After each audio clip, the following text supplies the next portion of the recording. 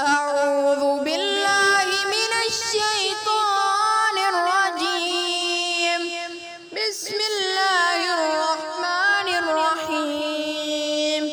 ياسين والقرآن الحكيم إنك لمن المرسلين على صراط مستقيم تنزيل العزيز الرحيم لتنذر قوما ما أنذر آباؤهم فهم غافلون لقد حق القول على أكثرهم فهم لا يؤمنون إنا جعلنا في أعناقهم أغلالا فهي إلى الأذقان فهم مقمحون وجعلنا من